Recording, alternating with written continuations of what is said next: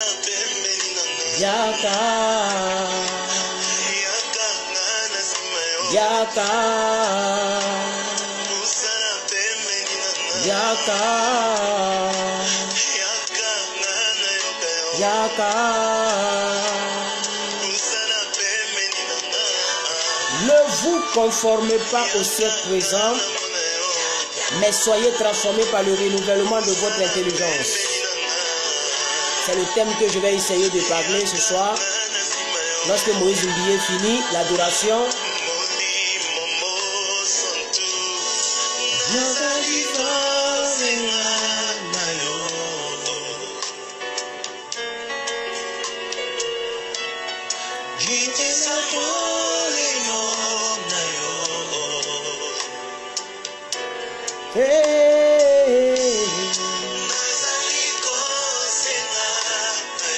ok, on commence.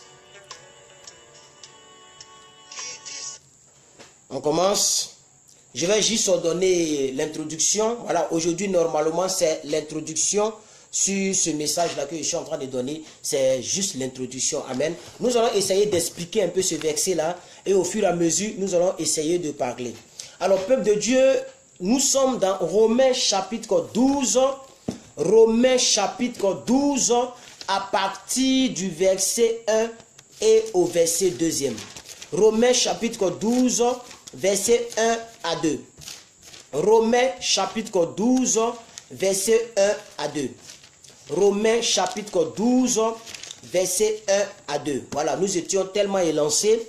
Il y avait plein de personnes, mais malheureusement, nous avons été interrompus. Alors, nous sommes obligés de reprendre la vidéo. Donc, j'ai supprimé la précédente vidéo avec, voilà, tous ceux qui étaient là, tout est supprimé. On reprend une nouvelle vidéo.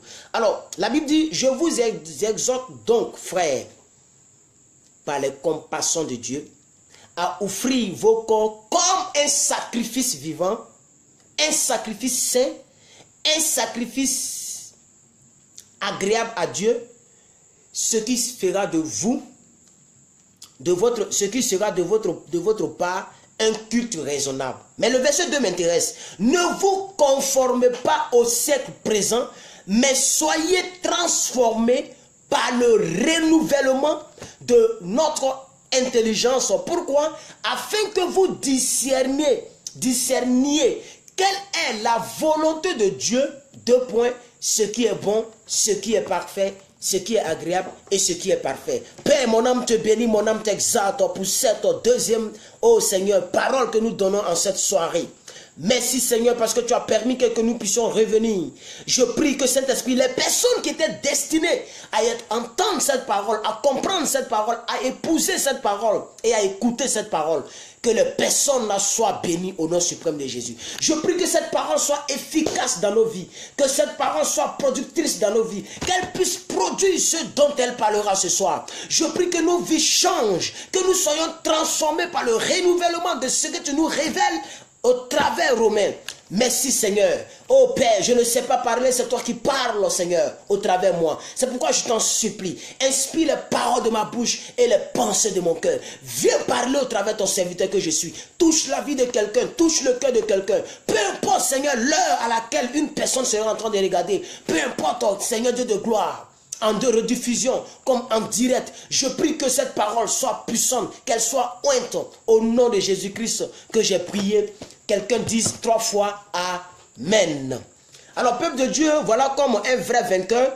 Un vainqueur c'est celui qui n'abandonne pas. Un vainqueur c'est celui qui vient toujours au front lorsqu'il est reculé par une certaine situation. Nous étions tellement élancés. Voilà, j'ai vu des gens qui m'ont envoyé un message. D'autres disent que c'est dommage. D'autres disent que, ah, homme de Dieu, qu'est-ce qui se passe? J'ai vu beaucoup de messages en inbox. Oui, effectivement, comme vous le savez très bien, l'électricité était partie. Alors, si c'est venu, je me dois de revenir en direct pour ne pas mélanger les gens. J'ai supprimé la précédente vidéo qui avait déjà presque 300 vues, je crois bien. Amen, avec quelques minutes. Alors, ne vous conformez pas. J'étais en train de vous dire que nous allons faire ressortir ici certains mots.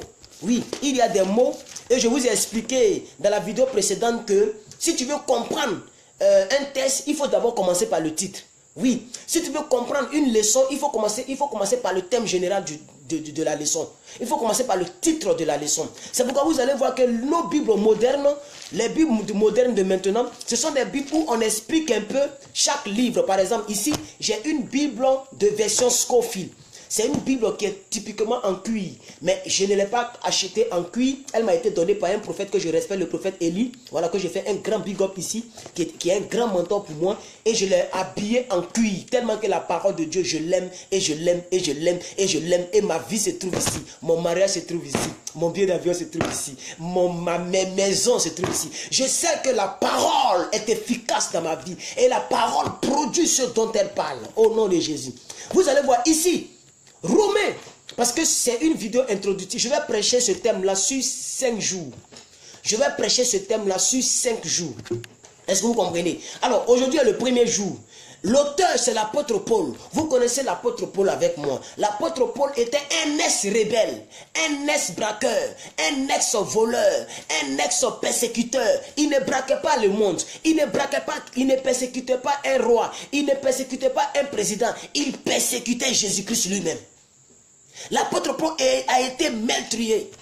L'apôtre Paul a été quelqu'un qui a fait du mal au corps du Christ. Mais c'est cet apôtre Paul, sur la route de Damas, que Jésus-Christ s'est révélé à lui pour lui dire, va et porte le flambeau de mon évangile, va et il faut me servir.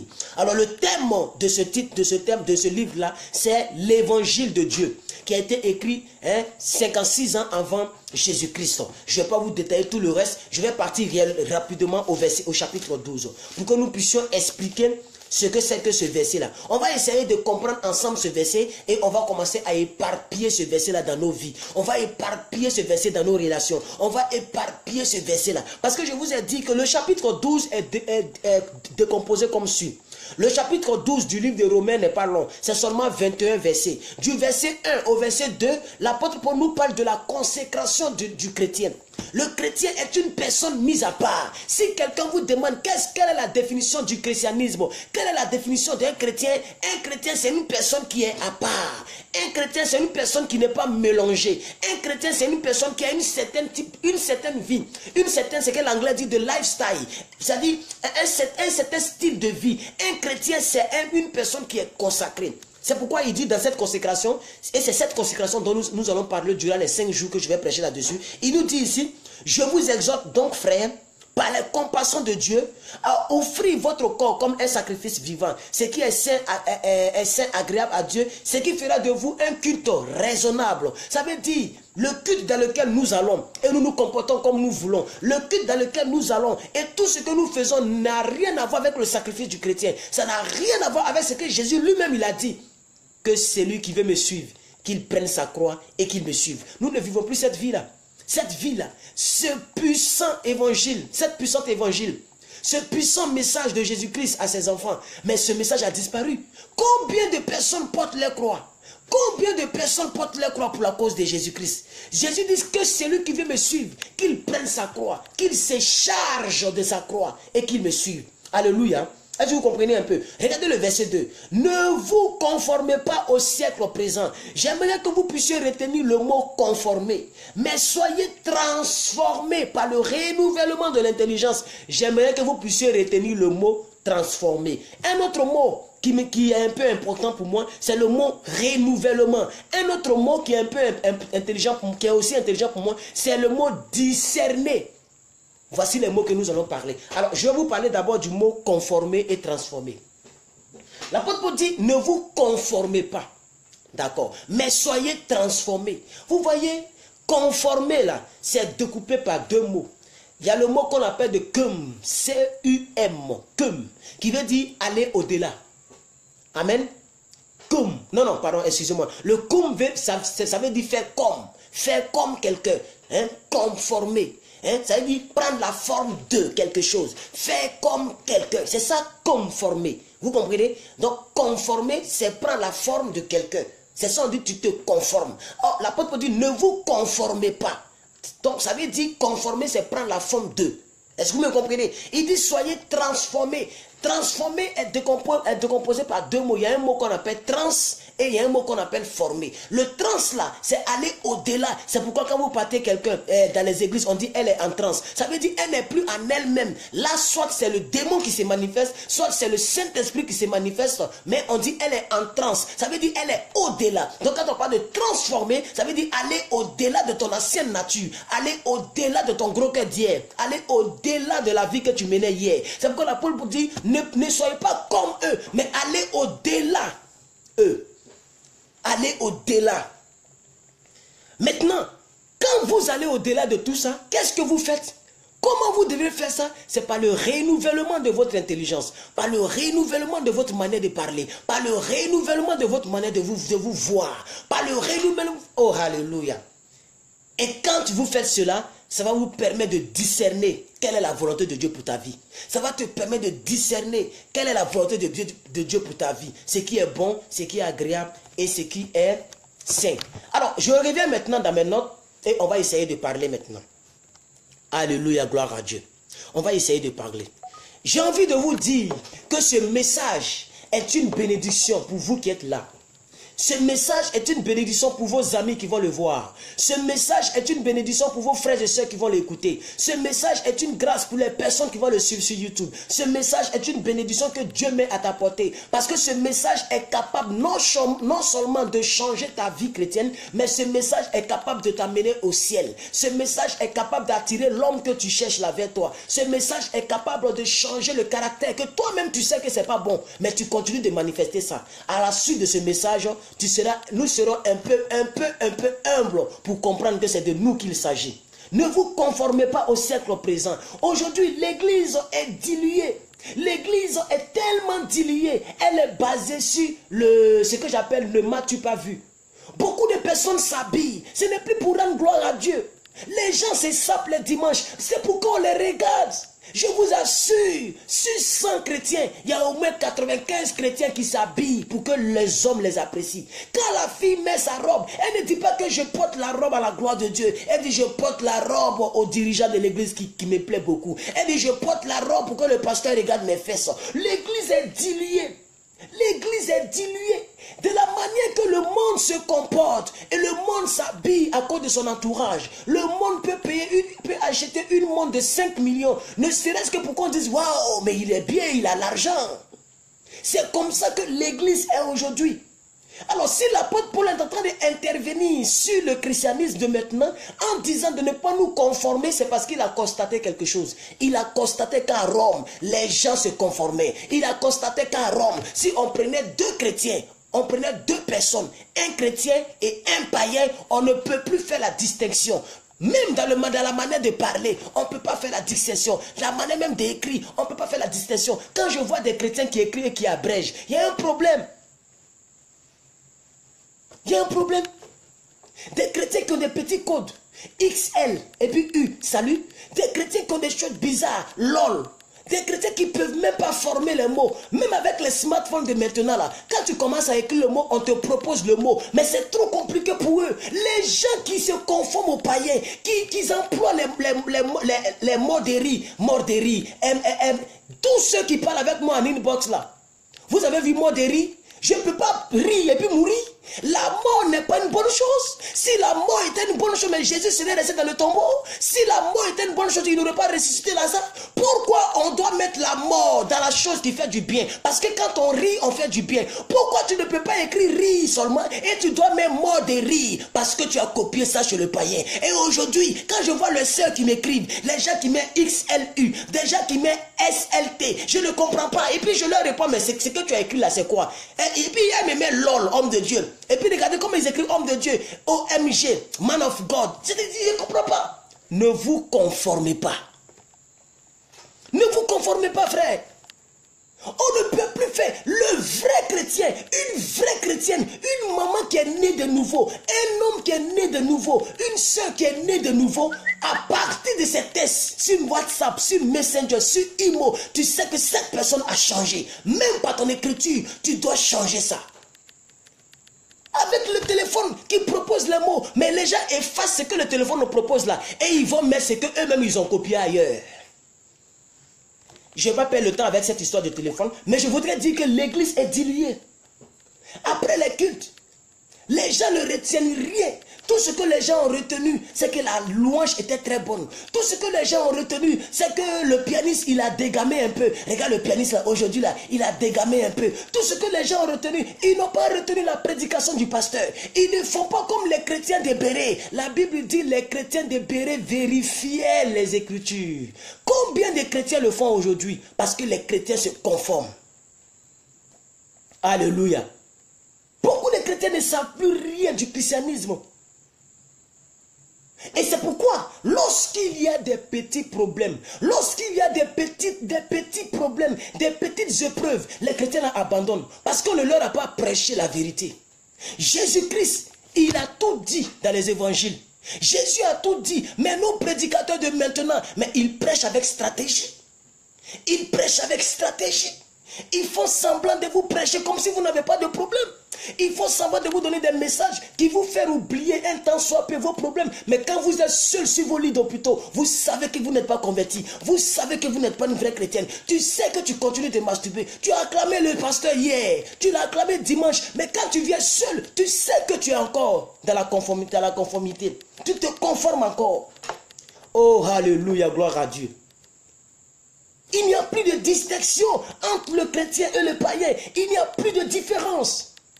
Même si on n'a pas de tenues vestimentaires. Mais là encore c'est grave. Là encore c'est très grave.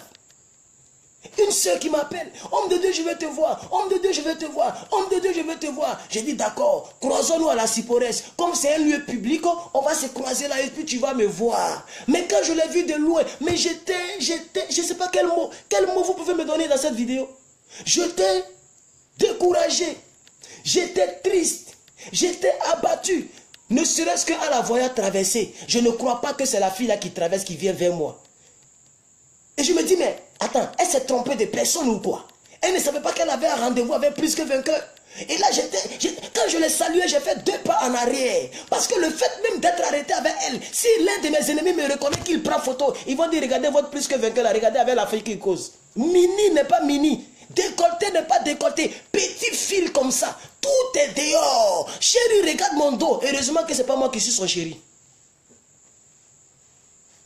Quel est ce christianisme où il n'y a plus de pudeur? Quel est ce christianisme où on veut toujours copier les Alicia Keys? On veut toujours ressembler à Céline Dion. On veut toujours ressembler à Beyoncé. Mais on ne veut jamais ressembler à l'évangile.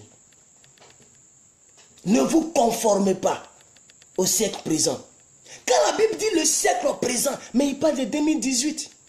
Quand la Bible dit le siècle présent, il parle de 2018. Parce que nous sommes en 2018.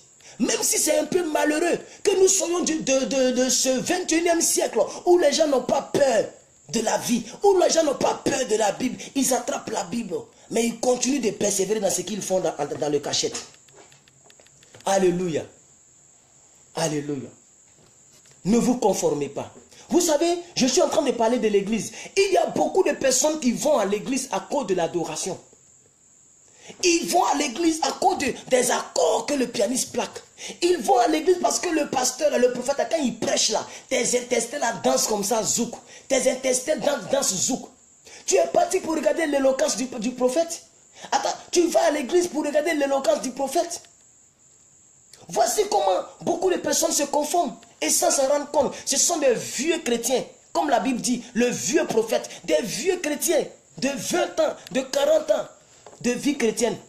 Mais une personne qui a 2 ans de vie chrétienne les dépasse. Aucune intimité. Est-ce que vous comprenez? Est-ce que vous comprenez?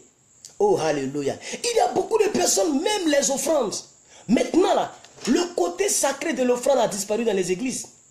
Le côté sacré de l'offrande, quand on donne dans le panier, quand tu donnes dans le panier, l'attitude que nous avions en 1900 Abraham, mais ça a disparu. Aujourd'hui, on ne voit plus le côté sacré des offrandes, on voit plutôt la cotisation.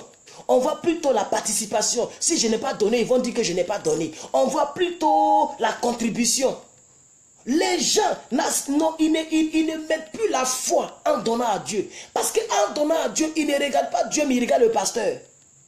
Déjà, c'est pourquoi vos offrandes ne sont pas multipliées. C'est pourquoi ce que Malachie a dit là ne s'accomplit pas sur nos vies. Parce que nous ne donnons pas à Dieu, mais nous donnons à l'homme. Il dit, mettez-moi de la sorte à l'épreuve. Il n'a pas dit, mettez le pasteur de la sorte à l'épreuve. Est-ce que vous me comprenez, peuple de Dieu? Voici comment l'église est détériorée. Voici comment l'église est triste. Et puis, je ne vais pas donner des versets aujourd'hui. Demain, on va donner des versets. Je vais vous parler de manière simple, de manière claire, avec des exemples en guise d'introduction pour ce grand thème que je viens d'ouvrir. Demain, ne manquez pas. Après-demain, ne manquez pas. Après-demain, ne manquez pas. Après-demain, ne manquez pas. Parce que nous allons parler. Alléluia, gloire à Dieu. Nous allons parler. Donc si nos vies financières ne changent pas, c'est parce que nous ne mettons pas le caractère sacré dans nos offrandes. Il n'y a pas de foi. Lorsqu'on donne, on ne croit pas. Lorsqu'on donne, on ne s'attend à rien. Lorsqu'on donne, on pense même que le pasteur nous dépouille. Quand on donne, ça nous fait mal. Parce qu'on se dit que le pasteur nous dépouille. On a oublié ce que la Bible dit des offrandes. Il y a plus de joie à donner qu'à recevoir. Ça, on a oublié. Mettez-moi de la sorte à l'épreuve. Et vous verrez si je n'ouvre pas pour vous les écluses des cieux. Ça, on a oublié. Et j'en passe. Alléluia. Plusieurs personnes, à force de se conformer, ils ont 10 ans, 20 ans de vie chrétienne. Mais ce sont des vrais enfants spirituels.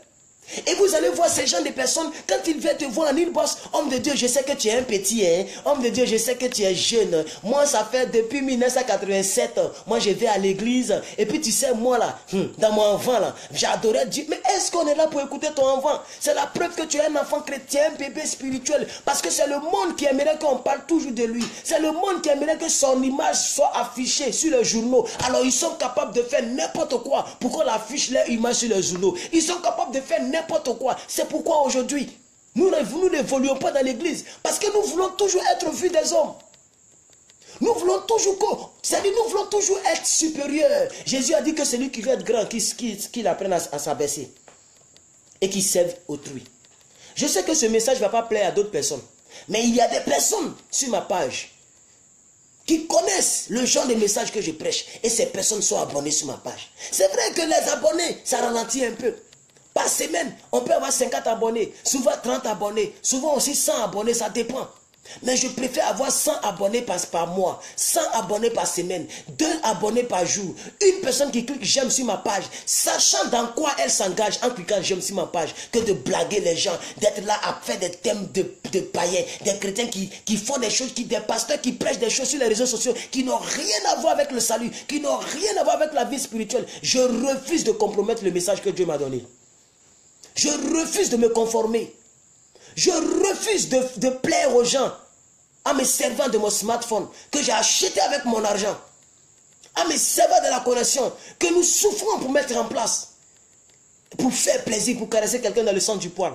Je prêchais le même message. Depuis 2016 et aujourd'hui, je continue toujours de prêcher le même message que je prêchais. Ça n'empêche pas que nous soyons aujourd'hui 12 000. Ça n'empêchera pas que nous soyons un jour 100 000. Même si c'est dans des années que ça va prendre, ça prendra parce que je refuse de me conformer. Imaginez-vous que je fais la politique. Les gens vont venir beaucoup comme ça. Waouh. Mais quand ils voient le thème, et quand ils voient plus que le cœur, ah, le gars là, il prêche trop. Il prêche trop dur. Comme s'il ne pêche pas. Il prêche comme s'il ne pêche pas. Pourquoi vous voulez vivre la vie chrétienne par rapport à la vie de l'autre? Pourquoi le chrétien veut toujours se conformer? Tu ne veux pas écouter le message. Mais tu veux te conformer à ce que tu vois. C'est pourquoi nos vies n'avancent pas. Alléluia, gloire à Dieu. Alléluia, gloire à Dieu. Alors, quand, par exemple, quelqu'un vient et tombe sur un message où une personne est en train de parler sous l'inspiration du Saint-Esprit et que ça touche sa vie secrète, ça touche son péché mignon, ça touche ses mauvaises pratiques dans le secret, les personnes vont dire, ça c'est pas l'évangile, ça c'est une accusation, ça c'est une condamnation. Ils prêchent le message de la condamnation, mais nous sommes sous la grâce. Mais écoutez, vous avez mal compris la grâce. Vous avez mal compris la grâce. Et demain, je vais vous en parler. Ah oui.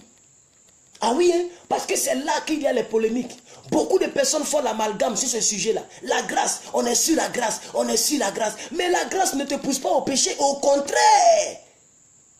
La grâce. Mais qu'est-ce que c'est que la grâce? Les gens ont mal compris la grâce. La grâce veut dire que nous qui étions destinés à aller à l'enfer, Dieu, par son amour, dans Jean 3, verset 16, nous a envoyé son Fils pour régler cette situation. Voici la grâce que nous avons. La Bible dit quoi? Dieu a tant aimé le monde qu'il donna son Fils unique. C'est un don gratuit. La grâce est un don que nous ne méritons pas. Parce que nous ne méritons pas le sang de Jésus. La Bible pouvait dire quelque part que pendant que nous étions encore des pécheurs, Christ est mort pour nous. Donc Christ n'est pas mort lorsque nous sommes devenus chrétiens. Il est mort lorsque plus que quelqu'un continuait de se masturber. Il est mort lorsque je continuais de voler l'argent de ma grand-mère. C'est là qu'il est mort pour moi. Pendant que j'étais dans le péché. Donc, quelqu'un disait encore, le pasteur Christ Oakilome, il disait, Jésus-Christ n'est pas mort pour le chrétien. Jésus-Christ n'est pas mort pour le chrétien.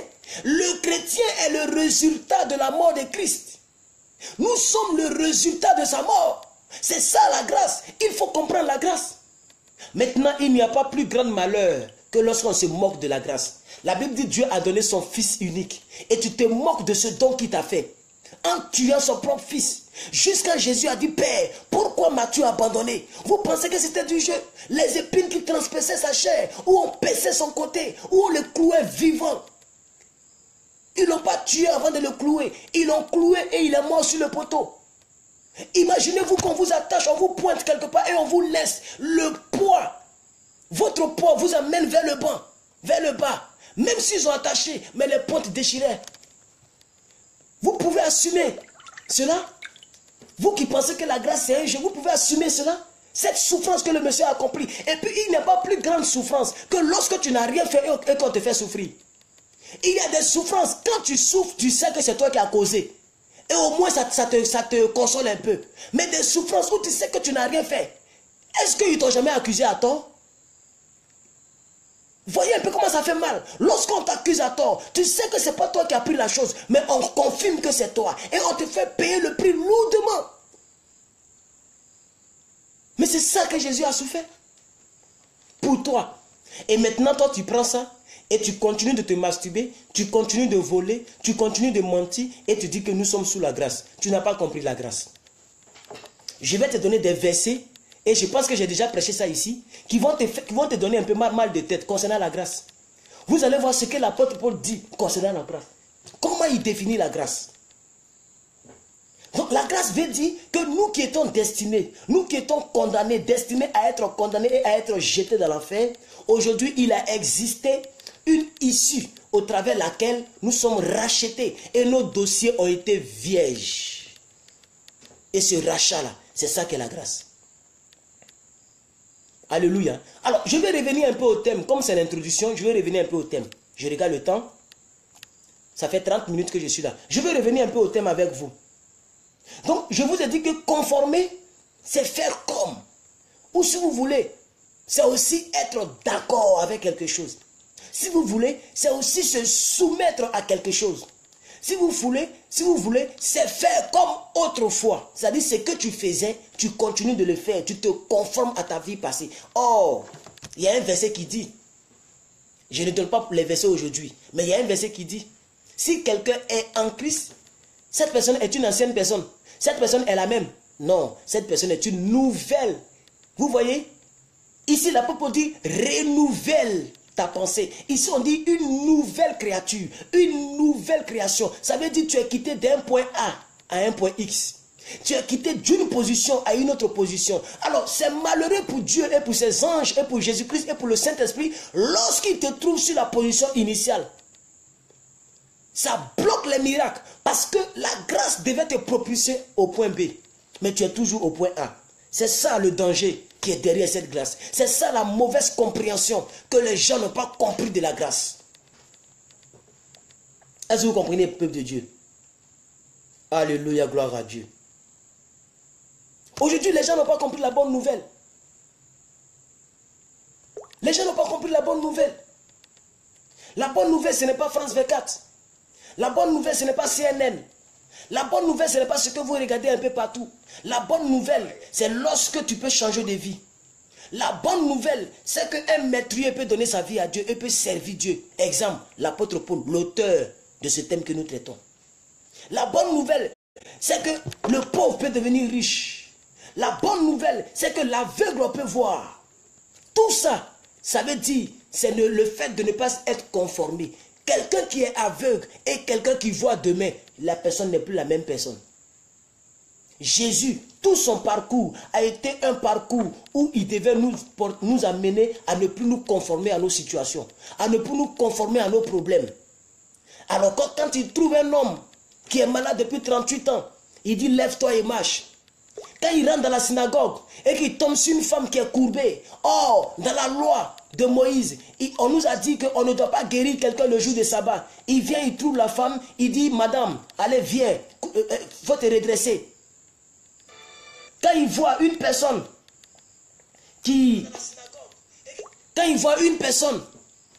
qui a l'épilepsie, il guérit la personne. Tout le parcours de Jésus, c'était pour que nous puissions être des personnes qui ne nous conformons plus. Alléluia. Mais il y a notre participation là-dedans. Il y a notre part de responsabilité. Il y a notre part de responsabilité. Et c'est de ça que je voudrais vous parler. J'ai envie d'être un peu dur avec vous ce soir. Au 21e siècle. Au 21e siècle. Au 21e siècle. Au minimum, la moitié des membres d'une église ne sont pas encore transformés par le renouvellement de leur intelligence. La moitié. C'est pourquoi la Bible dit, au dernier jour, plusieurs diront, oh Seigneur, n'avons-nous pas prophétisé en ton nom? N'avons-nous pas parlé en ton nom? N'avons-nous pas fait telle ou telle chose en ton nom? Jésus dit, je leur dirai ouvertement que je ne vous ai jamais connu. Parce que tant que tu es au point initial, au point A, Jésus ne te connaîtra jamais. Tant que volontairement tu ne changes pas de vie, le Saint-Esprit sera inactif dans ta vie. Vous pensez que Dieu est un dictateur? Si Dieu est un dictateur, il n'allait pas mettre devant nous la vie et la mort. En Deutéronome, il dit, j'ai mis devant toi la vie et la mort. Et puis il te propose, il te suggère, il dit, choisis la vie afin que tu vives. Il n'a pas dit, je t'oblige à choisir. Il dit, toi-même, choisis la vie afin que tu vives. Alléluia. Donc la vie chrétienne, c'est une responsabilité. C'est un engagement que nous prenons devant Dieu. Ah oui. Ah oui. Il ne faut jamais l'oublier, peuple de Dieu. Et Dieu va nous demander compte. Il va nous demander compte à chacun d'entre nous. Qu'est-ce que nous avons fait de chaque prédication que nous avons entendue? Qu'est-ce que nous avons fait de sa grâce qu'il nous a donnée? Nous avons fait de quoi de cette grâce qu'il nous a donnée? Alléluia. Alors, je vais dire quelque chose à quelqu'un encore. Soit on est chrétien, soit on n'est pas chrétien. Il n'y a pas de demi-mesure. Il n'y a pas de, c'est-à-dire, milieu. Il n'y a pas de milieu. Soit tu es chrétien, soit tu n'es pas encore chrétien. C'est pourquoi j'ai prêché un message et le message a été vraiment regardé. Ça a été vraiment vu. Où je vous ai dit, lis la Bible. Allez à l'église. Priez beaucoup. N'est pas synonyme d'être sauvé. Et c'est que certaines personnes se rappellent ici. C'est vrai qu'il est tard. Beaucoup ne sont pas là. Mais certaines personnes se rappellent. Lis la Bible. Allez à l'église. Danser ou donner les offrandes. Prier beaucoup avec ces... Ça ne veut pas dire que tu es sauvé. La seule chose qui te fait de toi une personne qui est sauvée, c'est une personne qui abandonne son ancienne vie. C'est une personne qui ne se conforme plus à sa vie passée. C'est ça qui fait de toi une personne qui est née de nouveau. C'est ça qui fait de toi une personne qui est sauvée. Alléluia. C'est très important. Alors, Paul parlait aux Romains, qui étaient des personnes intellectuelles, qui étaient des personnes qui se croyaient trop arrivées, qui étaient des personnes qui croyaient qu'en faisant ça, ils vont manipuler Dieu. Paul est venu leur dire, pardonnez, offrez votre corps comme un sacrifice vivant. Offrez votre corps comme un sacrifice vivant. Et ne vous conformez plus au siècle présent, mais soyez transformés par le renouvellement de votre intelligence. Ça a étonné les gens. Ça veut dire beaucoup étaient chrétiens, mais ils n'étaient pas consacrés. Beaucoup allaient à l'église, mais ils n'étaient pas à part pour Dieu. Donc ils avaient double vie. 50% pour Dieu, 50% pour le monde. Et c'est ce que nous voyons aujourd'hui. J'ai vu des pasteurs, j'ai connu des pasteurs, j'ai côtoyé des pasteurs qui prêchent volontairement. Dieu ne regarde pas à l'habillement, Dieu regarde au cœur. Tu aimes ton style, il faut le faire. Si tu aimes les Jeep Mini, il faut le faire. Dieu peut te sauver avec ton Jeep Mini. Dieu peut te sauver avec ce que tu portes. De toute façon, Dieu ne regarde pas ça. Mais nous, on regarde. Attendez, soyons un peu sérieux. Il faut que le christianisme d'aujourd'hui soit un christianisme sérieux. Vous pensez vraiment que quelqu'un qui a changé à l'intérieur, quelqu'un que l'évangile a touché, que la parole de Dieu a touché, va continuer de porter mini? Non, dites-moi la vérité. Quelqu'un que la parole de Dieu a vraiment touché, quelqu'un qui voit qu'aujourd'hui, la personne n'aurait dû pas faire telle ou telle chose, est-ce que la personne va continuer de porter mini? Mais non. Ça n'a rien à voir avec Dieu ne regarde pas au cœur, Dieu regarde au cœur, Dieu ne regarde pas au corps. Mais quand toi-même tu sais que tu es un enfant de Dieu, tu penses que tu vas porter encore mini, tu ne le feras plus. On n'est pas obligé de te prêcher. C'est pourquoi il est important de prêcher aux gens. Il est important de prêcher aux gens la vérité. Même si Dieu ne regarde pas à l'habillement, mais le monde regarde à l'habillement. La Bible dit que le monde attend avec un ardent désir, mais la manifestation des enfants de Dieu. Mais comment est-ce qu'on va reconnaître ton christianisme si rien n'a changé sur toi? Quelqu'un qui était au primaire et quelqu'un qui est au collège, au moins quelque chose a changé. La différence entre quelqu'un qui est au primaire et quelqu'un qui est au collège, ce n'est pas l'âge. Parce qu'il y a des gens qui sont vieux mais qui sont au CM2. Mais il y a des gens qui sont jeunes mais qui sont déjà au collège. La seule différence entre quelqu'un qui est au collège et quelqu'un qui est au primaire, c'est au niveau des vêtements. De culottes, on porte maintenant les pantalons. Pour dire on l'a grandi, il y a certaines choses qui doivent plus être vues. Pourquoi le monde qui est le monde qui ne craint pas Dieu, le monde rempli d'athées, le monde qui insulte Dieu matin, midi, soir, eux-mêmes, ils respectent ces petits principes. Où on dit que la jeune fille qui avait 12 ans, aujourd'hui, elle s'en va vers 15 ans, elle doit cacher ses cuisses, elle doit cacher telle chose, elle doit cacher, et on oblige dans certains lycées, on ne met pas de mèche, on ne fait pas tant. Mais c'est à l'église là qu'on peut faire ce qu'on veut. Soyons un peu véridiques. Soyons un peu sérieux, peuple de Dieu. Quand la Bible, écoutez-moi très bien, quand la Bible dit ici, afin que vous discerniez ce qui est bon, ça veut dire que ce n'est pas tout ce qui est écrit dans la Bible que le chrétien doit faire. Ou bien je vais renverser, ce n'est pas tout ce que le chrétien doit faire qui est écrit dans la Bible. Il doit arriver un certain moment où toi-même tu discernes que telle chose n'est pas agréable à Dieu, telle chose n'est pas bon pour Dieu, telle chose n'est pas bon pour ma vie. Ou bien, attendez, il faut qu'on... Vous n'avez pas compris le verset là. Le verset là, vous n'avez pas compris. On va le lire. Il faut bien comprendre ce verset là. Sinon, demain, tu ne pourras rien comprendre. Il faut bien comprendre parce que demain, il sera encore trop dur. Il faut que quelque chose change dans nos vies. Regardez bien le verset. Regardez bien le verset. Il dit, regardez le verset 2. Écoutez bien le verset 2, peuple de Dieu. Il dit, ne vous conformez pas au siècle présent.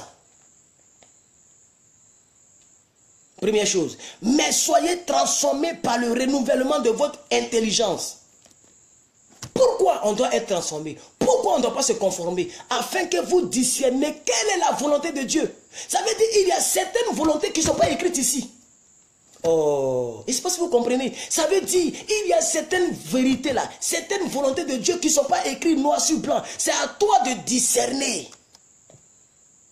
Alors quand nous les églises évangéliques on dit de ne pas boire, on dit non, Noé a bu, donc on peut boire. Si la boisson c'est écrit dans la Bible, même le premier miracle de Jésus, Jésus a transformé l'eau en vin, donc on peut boire. Mais quand même soyons sérieux. Soyons vraiment sérieux, peuple de Dieu. Je comprends pourquoi beaucoup de personnes n'évoluent pas dans la vie chrétienne, parce que les gens ne lisent pas la Bible entre les lignes. Les gens lisent la Bible comme un roman. Les 10 commandements sont insuffisants pour le chrétien. Il y a certaines choses où toi-même tu dois dire ça là, c'est pas bon pour ma vie chrétienne. Si je continue dans ça là, je ne vais jamais grandir. Il y a certaines choses, mais qu'est-ce qui doit t'amener à cette dimension? C'est lorsque tu ne te conformes plus. Je ne sais pas si vous comprenez, mais je pense que le Saint-Esprit va nous aider. Le Saint-Esprit va nous aider. On est là pour 5 jours. On est là pour traiter ce thème-là pendant 5 jours. Et Dieu va nous aider, peuple de Dieu. Ne vous conformez pas au siècle présent, mais soyez transformés par le renouvellement de votre intelligence.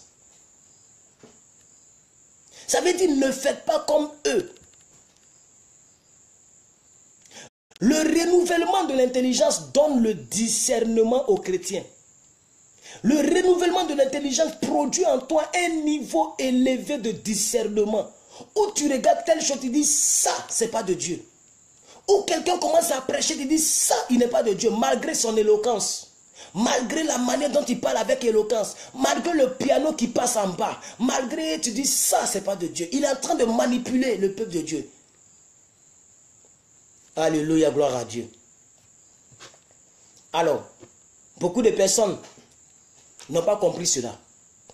L'adoration n'a jamais transformé l'homme.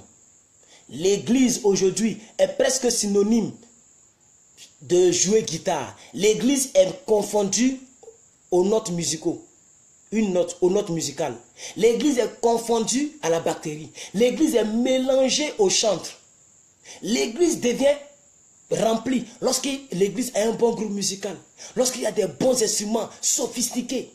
L'église devait remplir lorsqu'il y a des tapis rouges, lorsque c'est climatisé. L'église est confondue au matériel. L'église, le côté spirituel de l'église n'est plus vu. Quand on vient à l'église, quelle est la chair du pasteur? Comment l'église est constituée? Est-ce qu'il y a étage? Est-ce qu'il y a les ventilateurs? Est-ce qu'il y a les climatisations? Les gens se conforment aux salles de conférence qu'ils fréquentent. Voici pourquoi l'église n'avance pas. Et voici pourquoi certains pasteurs n'ont pas envie de se mettre dedans. Parce que quand ils voient qu'ils n'ont pas le moyen, ils sont appelés, mais le don est étouffé. Et certains pasteurs, quand ils voient que les autres qui ont réussi sont passés par des voies tordues, ils préfèrent s'asseoir avec le don. Parce que beaucoup se conforment. Et comme ils ne veulent pas se compromettre, ils ne veulent pas aller en enfer, ils préfèrent s'asseoir avec le don. Parce qu'ils n'ont pas 20 millions pour commencer. Ils n'ont pas 100 millions comme le bishop Kodia Guy Vincent a commencé. Oui, il a dit. Ça c'est le début. Hein. Juste pour soulever un peu le temps, c'est 100 millions.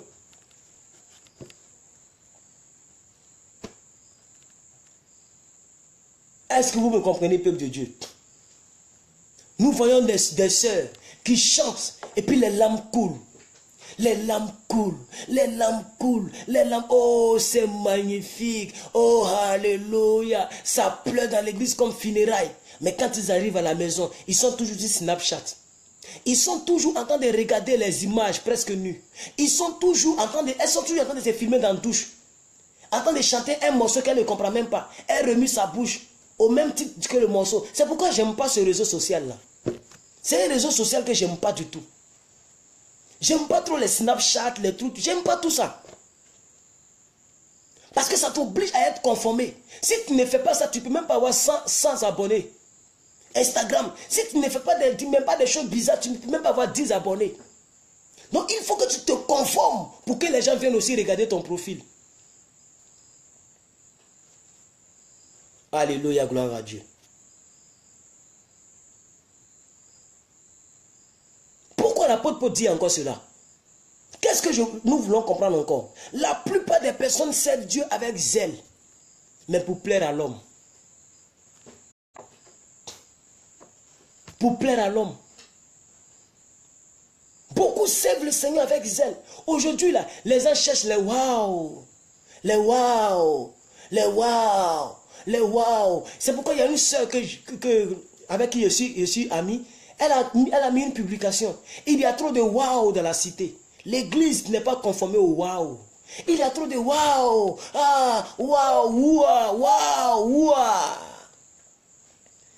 À cause des j'aime, elle est capable de montrer ses seins. Il y a des personnes, quand je vais sur le mur, j'ai mal à la tête. Juste pour avoir 100 j'aime. Elle a oublié de croiser ses cuisses. Pour qu'on voie un peu le début de ses cuisses. Elle a oublié de prendre des photos un peu qui se conforment un peu aux photos de Rihanna. Parce que si elle porte une photo où tout est couvert, ils ne vont pas lui donner les j'aime. Et c'est la triste réalité, comme le dit Madame Cla. C'est la triste réalité. C'est la triste réalité. Aujourd'hui, toutes nos sœurs qui sont à l'aventure, toutes nos sœurs qui sont, comment dirais-je, qui sont dans les pays étrangers, Mais la plupart sont des païens. La plupart. La plupart. Parce que d'autres, il y a plein même qui m'appellent pour me dire, mais homme de Dieu, on est obligé. Tu n'es pas obligé. C'est pas à cause des papiers, tu vas aller dormir en bas d'un homme qui a 90 ans. Et toi-même, tu sais que tu ne l'aimes pas. Mais c'est de l'hypocrisie. Comment tu peux épouser quelqu'un que tu n'aimes pas? C'est de la tricherie. C'est se conformer au monde présent, au siècle présent. Les gens mettent Dieu de côté pour avoir les papiers. C'est pourquoi malgré ça, ça tarde. Les gens mettent Dieu de côté pour prendre des raccourcis, pour corrompre des maires, pour corrompre des gens qui sont dans l'administration.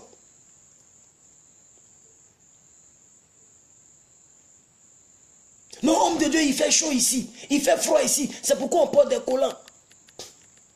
Mais quand même, il y a des... Mais, attendez, soyons un peu sérieux, peuple de Dieu. Il n'y a-t-il pas des vêtements qui sont bien pour le froid? C'est seulement les collants. Est-ce que le collant protège contre le froid? Le collant, il protège vraiment contre le froid? Mais ils vont trouver toujours des choses pour les dire. Et quand on va les prêcher, ils vont dire non, l'homme de Dieu commence à condamner les gens. Ne vous conformez pas. Ce n'est pas parce que tu es à Paris que tu dois faire comme toutes les Parisiennes. Ce n'est pas parce qu'aujourd'hui tu es en Italie que tu dois vivre comme tous les Italiens et toutes les Italiennes. Tu n'es pas une Italienne, tu n'es pas une Parisienne, tu es une Sionnaise. Tu viens du ciel, ta cité c'est le ciel. Pense un peu à ta vie chrétienne. Pense un peu à ton engagement avec Jésus. Que ton oui soit oui. Alléluia, gloire à Dieu. Alléluia, gloire à Dieu. Alléluia, gloire à Dieu. Donc beaucoup de personnes ont le zèle. Ce n'est pas pour plaire à Dieu. Ce n'est pas pour toucher le cœur de Dieu. Mais c'est pour plaire aux gens. Or, c'est exactement ce que font le monde. Le monde, aujourd'hui, regardez les cyberactivistes. Regardez comment ils sont en train de se mettre dehors. D'autres se filment. Ils filment leur couple. D'autres mettent les images qui étaient secrètes. Ça s'est trahi entre eux. En voulant faire une lutte, ils sont en train parce qu'ils veulent toujours se plaire. Le monde cherche à se faire plaire. Et il est capable de payer le prix lourd pour avoir le buzz. Il est capable de payer le prix lourd pour avoir des mentions vues. Il est capable de payer le prix lourd. Alléluia. Nous les chrétiens, on ne doit pas faire comme eux. On ne doit pas se conformer en ces gens-là. Parce que c'est exactement ce que le monde fait. Pour que son clip ait beaucoup de vues, il est capable de mettre que, même lui-même, il n'est pas d'accord avec les gens de fesses, avec les gens de clips qu'il fait. Mais il est obligé de faire pour que le monde puisse lui donner 1 million de vues. Pour que le monde puisse lui donner 2 millions de vues sur son YouTube. Il fait des clips à caractère sexuel. Or, lui-même, la musique n'a rien à voir avec ça. Mais c'est ça que nous voyons dans le monde chrétien. C'est ça que nous voyons, frère. Beaucoup de gens vivent pour des fans. Même dans le christianisme, il y a les fans. Ils vivent pour avoir les fans. Donc quand ils voient le domaine dans lequel les fans se plaisent, ils vont persévérer dans ce domaine-là. Au lieu de prêcher le salut, au lieu de prêcher la croix de Jésus-Christ, ils continuent de prêcher l'argent. Ils continuent de prêcher l'huile d'onction. Et puis malgré ça aussi, comme la plupart des chrétiens sont des conformistes, mais ils vont là-bas. Regardez le nombre d'abonnés sur les pages. Quand quelqu'un a plus de 200 000, 300 000, il y a quelque chose qui cloche. Il y a quelque chose qu'il fait qui intéresse. Mais allez-y sur les pages, les autres pages. Les gens se dirigent là où ça les arrange. Or, l'évangile n'est pas fait pour t'arranger. Je dis, l'évangile n'est pas fait pour t'arranger. C'est pourquoi j'ai dit un jour, l'évangile, une prédication qui ne te dérange pas ne t'arrange pas. Une prédication qui ne te touche pas n'est pas pour ton bien. Une prédication qui ne te choque pas, entre guillemets, n'est pas faite pour ta délivrance.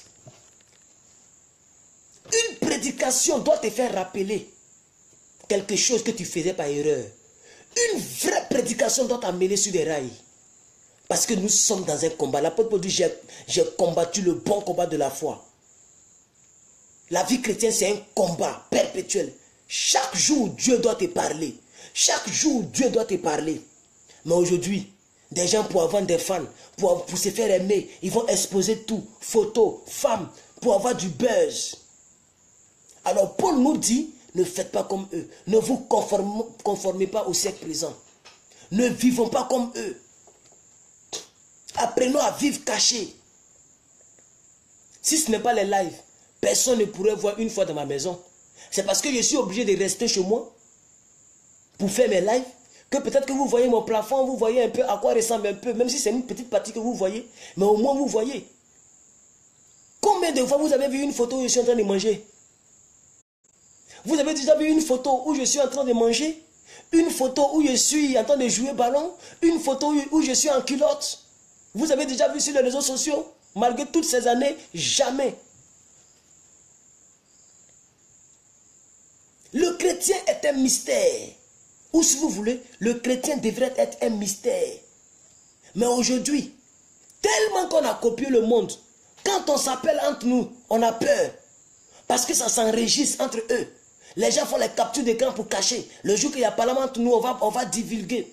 Il n'y a plus de secret dans le corps de Christ. Les gens se trahissent de partout. On voit aussi des gens ici qui ne font que faire des directs pour exposer les autres. Parce qu'on se conforme. C'est exactement ce que le monde fait. C'est exactement ce que les digues font. C'est exactement ce que nos artistes font. Les pseudo-artistes. Pour se bombarder entre eux. Et c'est rentré dans la vie chrétienne. C'est rentré dans le christianisme. Alors, je ne vais pas trop durer aujourd'hui, mais je vais vous dire que nous vivons une génération vraiment compliquée. Nous vivons dans une génération plus difficile que Sodome et Gomorrhe. Oui, je vous dis la vérité, vous qui êtes là. Vous êtes combien? 37 personnes. Je vous dis la vérité, chers frères. Imaginez un peu ce qui est arrivé à Sodome et Gomorrhe. Et nous vivons 10 fois plus supérieur à Sodome et Gomorrhe. C'est maintenant qu'on voit un vieillard qui sodomise une petite fille de 5 ans et la fille meurt à bas de lui. C'est maintenant qu'on voit des péchés qu'on n'avait jamais vus. On enterre des enfants de partout. Nous vivons une génération compliquée. Et c'est dans cette génération compliquée que nous devons mettre la différence. Une génération sans crainte de Dieu. Une génération qui n'a plus honte. Une génération qui n'a plus de morale. Une génération qui n'a peur de rien. C'est dans cette génération que nous vivons. Une génération où l'argent prime. Une génération où tout le monde veut se faire voir. Une génération où tout le monde veut être vu des hommes. Une génération où les gens veulent être importants aussi. Une génération où les gens prennent des raccourcis. Les concours, tout est vendu. Une génération compliquée, frère. C'est dans cette génération que nous devons faire attention. Et nous ne devons pas nous conformer. Les gens veulent percer rapidement. Ils veulent réussir rapidement. Les gens veulent avoir la victoire sans la bataille. On parle de victoire lorsqu'il y a bataille. Une victoire qui a été reçue sans la bataille n'est pas une victoire. On appelle ça la tricherie. Quand tu as la moyenne en classe, pendant que toi-même tu sais que tu n'as pas bossé, tu as triché. Et aujourd'hui, beaucoup de chrétiens que nous sommes de grands tricheurs. Si Dieu pouvait exposer la vie de chaque personne, si Dieu pouvait ouvrir la tête de personnes pour montrer la pensée qui est dans la vie de chaque personne, je vous assure, beaucoup de personnes allaient mourir de crise cardiaque. Parce que quand ils vont voir que la sœur qui se disait la bonbon pastoresse, la bonbon prophétesse, la bonbon, le frère qui se jouait les zélés, mais c'est un gros masturbateur, il continue de se conformer, un menteur, un gars qui aligne encore les filles, il allume encore de partout.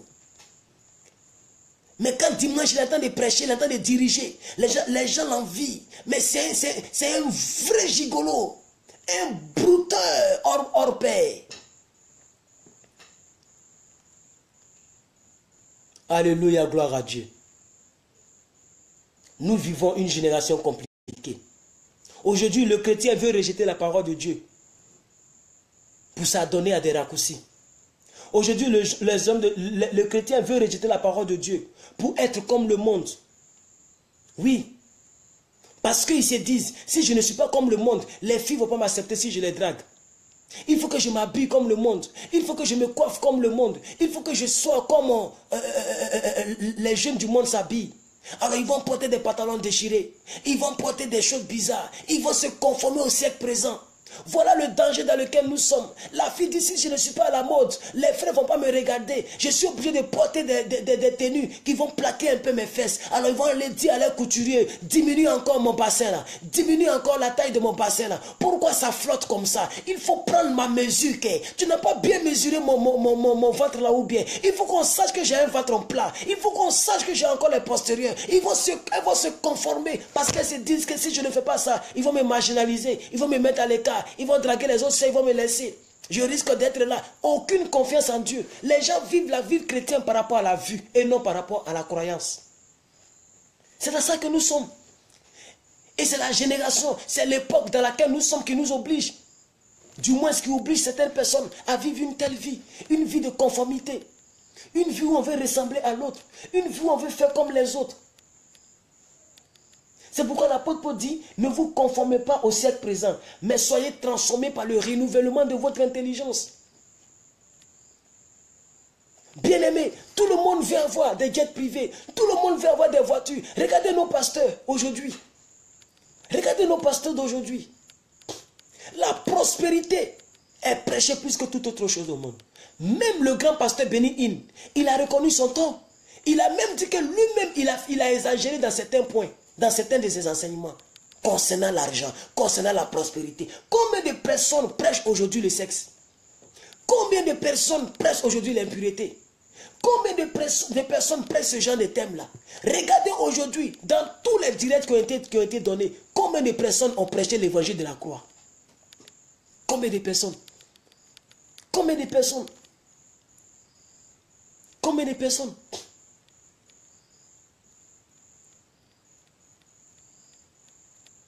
Alléluia, gloire à Dieu.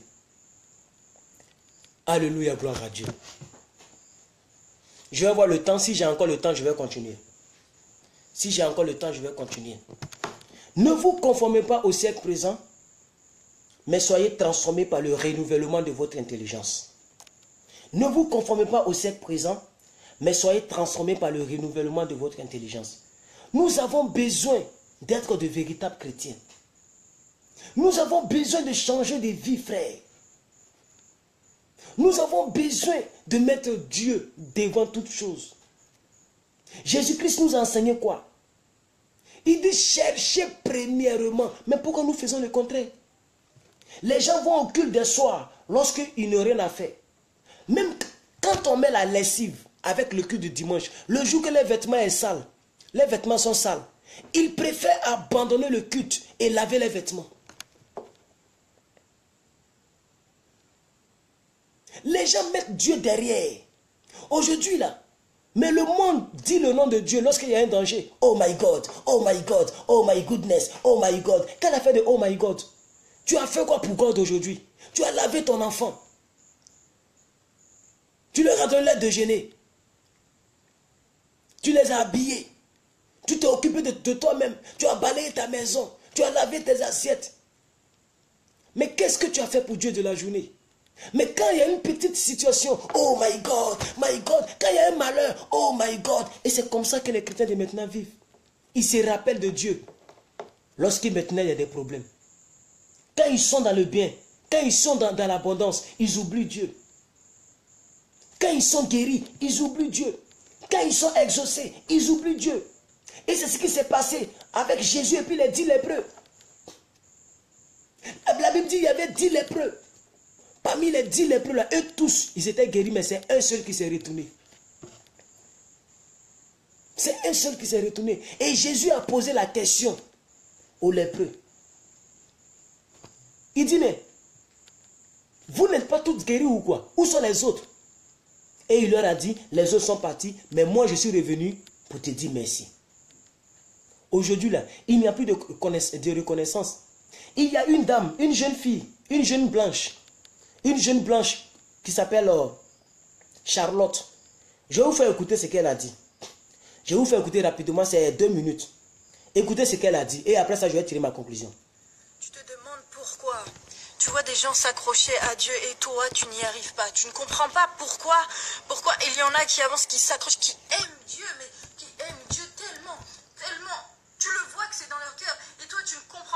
tu ne vis pas ça. Tu ne comprends pas pourquoi tu n'arrives pas à t'accrocher au Seigneur plus que toute autre chose. Excuse-moi, j'ai ce message qui me presse. J'ai ce message qui me presse. En fait, tu ne peux pas aimer Dieu si tu ne sais pas ce qu'il a fait pour toi.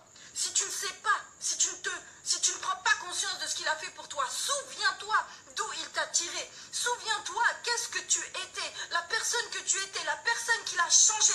Parce que si tu ne prends pas conscience de ce qu'il a fait pour toi, de ce qu'il a changé dans ta vie, si tu ne prends pas conscience de l'œuvre qu'il a accomplie à la croix, du sacrifice qu'il a subi à la croix, si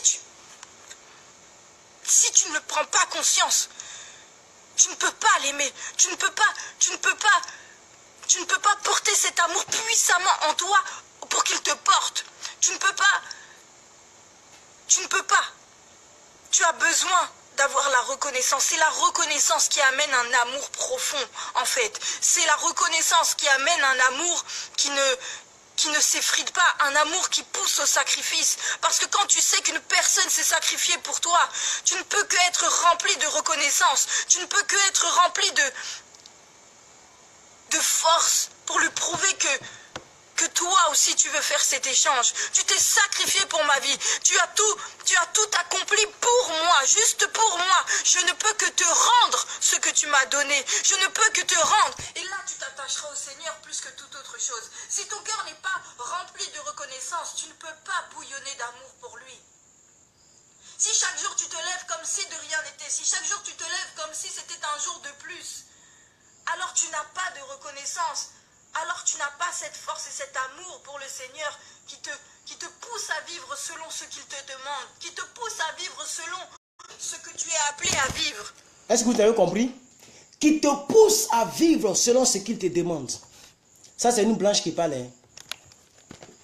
Oui. C'est une blanche avec la peau blanche. Mais qui parle. Vous avez entendu ce qu'elle a dit. Alléluia. Beaucoup de personnes ne sont pas reconnaissantes à Dieu.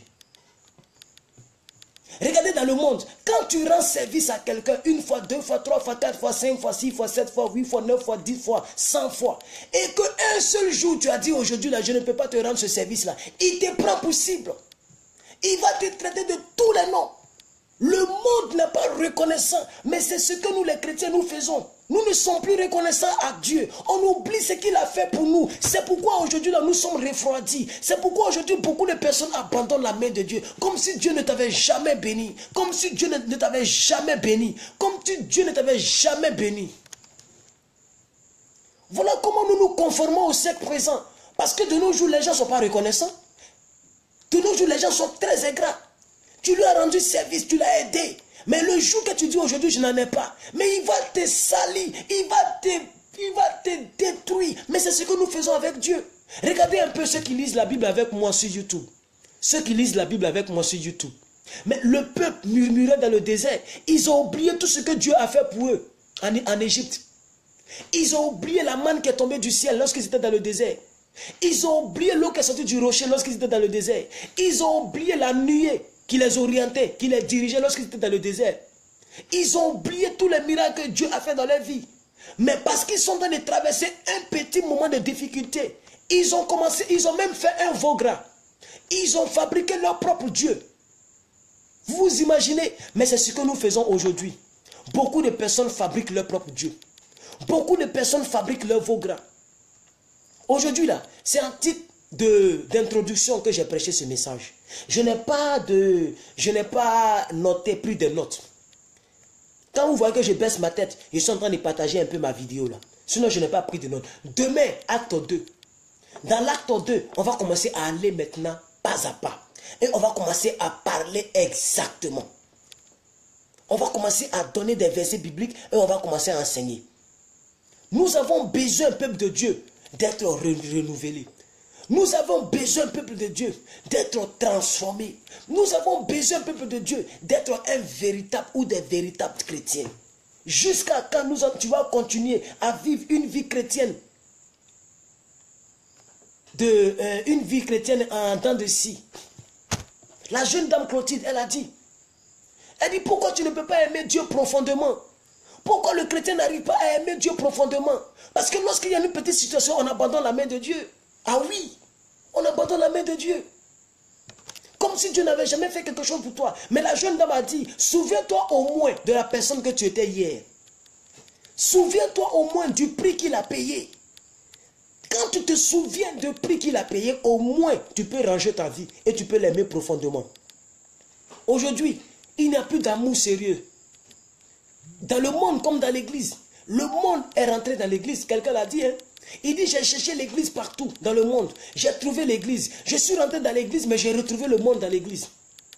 C'est comme ça les gens se marient par intérêt. C'est comme ça la jeune fille, avant même de dire que je vais réfléchir à tes dragues, elle va commencer à voir si tu as le lait-cousse, si tu as l'argent. Avant même de réfléchir sur ton sort, elle va commencer à faire des enquêtes. Ses parents font quoi? Regardez ce qui frappe aux yeux. Mais tout en oubliant que Dieu peut prendre quelqu'un qui est pauvre et va rendre riche cette personne demain. Alléluia, gloire à Dieu. Ne vous conformez pas, ne nous conformons pas au siècle présent, mais soyez transformés par le renouvellement de notre intelligence. Que toute alliance qui était bloquée dans ta vie, à cause de ce que tu étais toujours au plan A, que cette alliance-là soit rétissée avec le Saint-Esprit. S'il y avait l'influence de la sorcellerie sur ta vie, qui faisait en sorte que tu ne bouges pas, tu n'avances pas, qui faisait en sorte que ta vie est une vie de regrets, ta vie est une vie de revenir en arrière, de tourner en rond, que cela soit dissipé dans ta vie au nom de Jésus. Reçois la bénédiction de Dieu. Reçois cette grâce que l'apôtre Paul nous dit ici. Reçois cela au nom de Jésus. Demain, je vais aller très en profondeur. Je vais aller très en profondeur. Je vais aller très en profondeur. Parce que nous avons besoin de changer, frère. Oui. Vous savez, je vais vous rendre un petit témoignage. Arrivé à un certain moment, je me suis assis et j'ai commencé à penser, à réfléchir un peu sur mon sort. Parce que j'ai eu des responsabilités très tôt dans l'église. J'ai eu des responsabilités très tôt. 1 an après ma conversion, j'étais déjà responsable de la jeunesse. J'ai eu des responsabilités très tôt dans l'église. Très tôt. Parce que j'étais vraiment zélé. Mais dans mes ailes de début, j'étais zélé à l'église et j'étais zélé dans le péché mignon. J'étais zélé à l'église et j'étais zélé dans les bagarres. J'étais zélé dans les injures. J'étais zélé dans les critiques. Mais arrivé à ce moment, je me suis assis et j'ai commencé à réfléchir sur mon sort. J'ai commencé à réfléchir. Et le Saint-Esprit me dit, prends la Bible, il faut commencer à méditer. Et j'ai commencé à méditer la Bible. Et c'est là que pour la première fois, je suis tombé sur Romains 12, verset 1 jusqu'au verset 21. Je vais vous lire intégralement ces versets que je viens de dire. Et demain, on va se retrouver. Je vais vous lire intégralement ces versets que je viens de vous citer. Et vous allez voir que c'est à la suite de ces versets que je me suis dit sérieusement, il faut que je change. Sinon, je ne pourrais pas faire 5 ans dans l'église. Je vais vite abandonner. Il faut que je change. Arrivé à un certain moment, il faut te poser cette question. Il faut que je change de vie. Sinon, je sais que je ne vais pas évoluer. Je me suis dit ça. On n'a pas eu besoin de me délivrer pour ça. Moi-même, je me suis assis. J'ai dit non, il faut que je change. Il faut que j'arrête avec la pornographie, chose que je faisais. Il faut que j'arrête avec la masturbation. C'est la conséquence de la pornographie, bien sûr. Il faut que j'arrête avec le mensonge. En tout cas, il faut que je change. Je n'avais aucune notion que j'allais être prédicateur. Je n'avais aucune notion que j'allais servir Dieu. Ça, non. Mais je me suis assis, je dis non. Quand je regarde les Écritures et quand je regarde ma vie, je sais que non. Je sais que vraiment rien ne change. Je sais que je suis en train de me trahir moi-même. Je sais que en partant à l'église, je suis en train d'attirer la malédiction sur ma vie. Vous savez, quand tu vas à l'église et puis tu te moques de Dieu là, au lieu d'être béni, tu attires la malédiction sur ta vie. Quand tu fais un pied dedans, un pied dehors, vous savez pourquoi on a tendance à dire que un pied dedans, un pied dehors, c'est dehors? Parce que Dieu ne te voit pas. Tu n'es pas sur l'échiquier de Dieu. Donc, c'est comme si tu es en train d'attirer la malédiction au lieu d'attirer la bénédiction. Et ça veut dire, il est mieux pour toi que tu restes à la maison les dimanches, les cultes du soir, que d'aller dimanche, les cultes du soir à l'église avec la même vie que tu avais. Il est mieux que tu restes à la maison. Ah oui, hein, ça je vous le dis. Si tu continues de vivre la vie que tu vivais avant que tu ne sois chrétienne, et que tu vas à l'église là, il est mieux que tu t'asseyes à la maison. Il est mieux que tu regardes les TF1. Il est mieux que tu regardes les Novelas TV. Il est mieux que tu regardes encore ce que tu regardais. Parce que tu perds ton temps. Il n'y a aucune récompense dans ce genre de vie chrétienne. Alléluia. Alléluia. Ne vous conformez pas au siècle présent, mais soyez transformés par le renouvellement de votre intelligence. Je vous exhorte donc, frères, virgule, par les compassions de Dieu, virgule, à offrir votre corps comme un sacrifice vivant, virgule, un sacrifice saint, virgule, un sacrifice agréable à Dieu. Ce qui sera de vous, de votre part, un culte raisonnable. Ça veut dire, si tu n'offres pas ton corps comme un sacrifice vivant, si tu n'offres pas ton corps comme un sacrifice saint, si tu n'offres pas ton corps comme un sacrifice agréable, ce n'est pas un culte raisonnable. C'est un culte déraisonnable. Je vais vous lire intégralement seulement et demain on va décortiquer. Aujourd'hui je ne vais pas décortiquer parce qu'on est déjà en retard. Il est 1h15, on est là pour 1h15. Moi mes vidéos, je ne fais pas trop longues vidéos. 1h15, donc je vais lire et on va se dire au revoir. Mais ne partez pas, lisons ensemble. Il dit, ne vous conformez pas au siècle présent, mais soyez transformés par le renouvellement de l'intelligence, afin que vous discerniez quelle est la volonté de Dieu, ce qui est bon, agréable et parfait. J'ai commencé à lire. Et je continue à lire, tout tremblant, avec le désir de changer, avec pour désir d'abandonner ce que je vous ai cité précédemment. J'avais le désir d'être un vrai chrétien. J'avais le désir de ne pas avoir la culpabilité. Les crises de conscience quand je me trouve seul. Très souvent, quand tu es à l'église, que les gens acclament, tu acclames. Les gens crient Alléluia, tu cries Alléluia. Mais quand tu rentres chez toi, tu sais qui tu es. Tu sais qui tu es. Quand tu es seul sur ton lit, tu sais exactement quel genre d'homme tu es. Et quand tu es seul, tu sais que le Saint-Esprit est là. Tu sais que Dieu est là. Tu es là avec Dieu. Le vide là, c'est Dieu qui est là. Et tu as honte. Tu ne peux même pas prier. Parce que tu as honte même de prier le Seigneur. Tu as honte même de parler à Dieu. Tellement que tu te connais. Tu as double vie. C'est ça que je vivais quand je lisais ce passage. Alors l'apôtre peut continuer, verset 3. Par la grâce qui m'a été donnée, je dis à chacun de vous de n'avoir pas de lui-même une trop haute opinion de lui-même. Ça dit être gonflé. Moi je suis arrivé, ça fait 10 ans que je suis chrétienne. Moi je suis responsable dans l'église. Je suis tant. Non, il ne faut pas avoir une trop haute opinion de toi-même. Il dit, mais revêtir des sentiments modestes, selon la mesure de foi que Dieu a départie à chacun d'entre nous. J'ai commencé à lire. Car, comme nous avons plusieurs membres dans un seul corps, et que tous les membres n'ont pas les mêmes fonctions, ainsi, nous qui sommes plusieurs, nous formons un seul corps en Christ, et nous sommes tous membres les uns les autres. Demain, on va décortiquer ça. Puisque nous avons des dons différents, selon la grâce qui a été accordée, que celui qui a le don de prophétie l'exerce en proportion de la foi. Que celui qui est appelé au ministère s'attache à son ministère. Ça m'a beaucoup touché. Parce que je vous ai dit que j'étais responsable de la jeunesse, mais je continuais de me masturber. Et les samedis, c'est moi qui viens m'asseoir et les gens sont assis devant moi avec mes protocoles, comme si on était dans le monde. C'est comme ça nos généraux, c'est comme ça nos présidents. Ce sont des gens qui ne sont pas des exemples, mais c'est eux qui occupent les plus hauts postes, les plus grands postes de responsabilité. Il dit, regardez ici ce qui m'a touché au verset 7. Il dit que celui qui est appelé au ministère s'attache à son ministère. Que celui qui enseigne s'attache à son enseignement.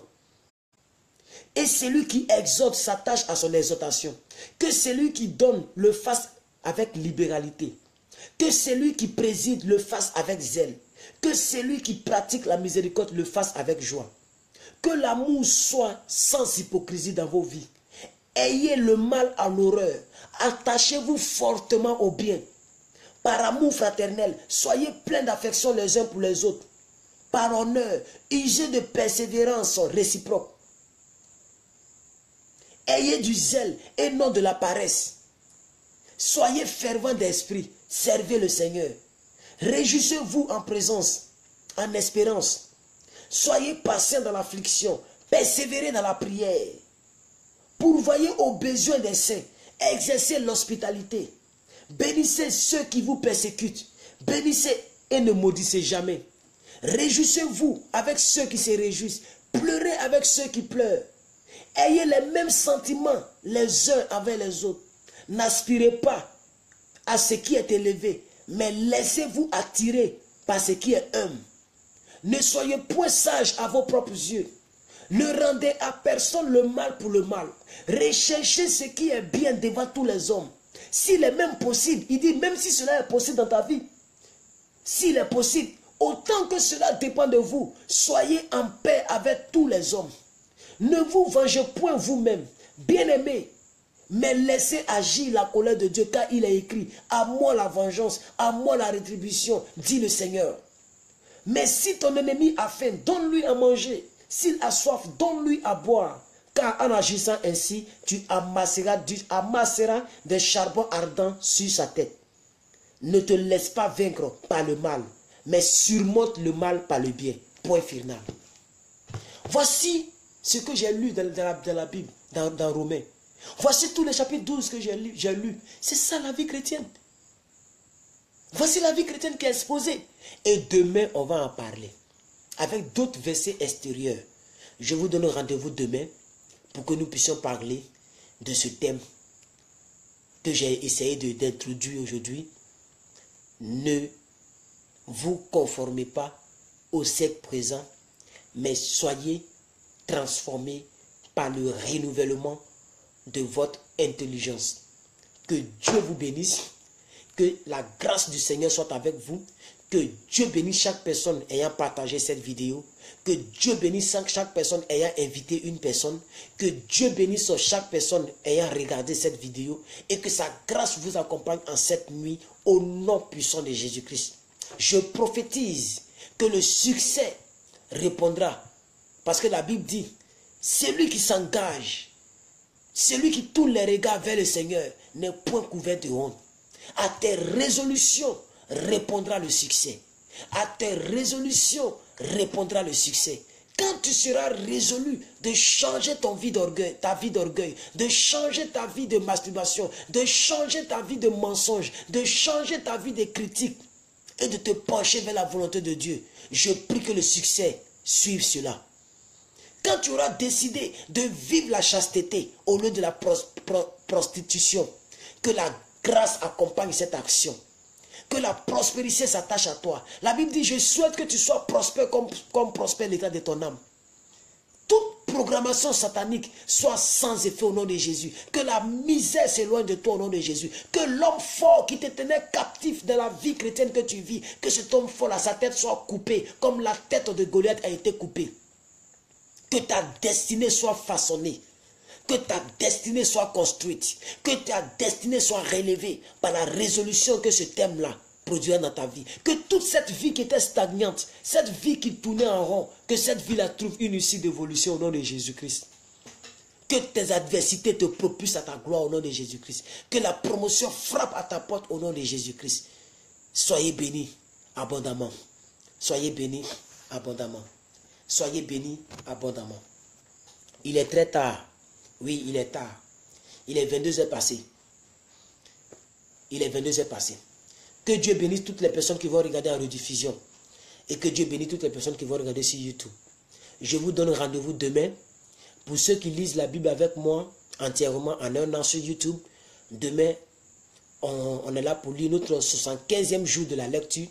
Et pour ceux et celles qui sont ici, je vous donne rendez-vous pour l'acte 2 de ce message. Demain, ça sera plus enseignement et non prédication.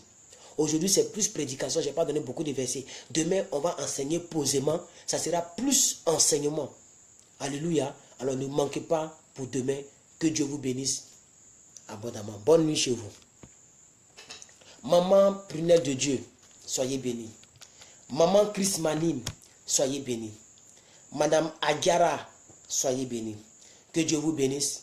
Bonne nuit chez vous.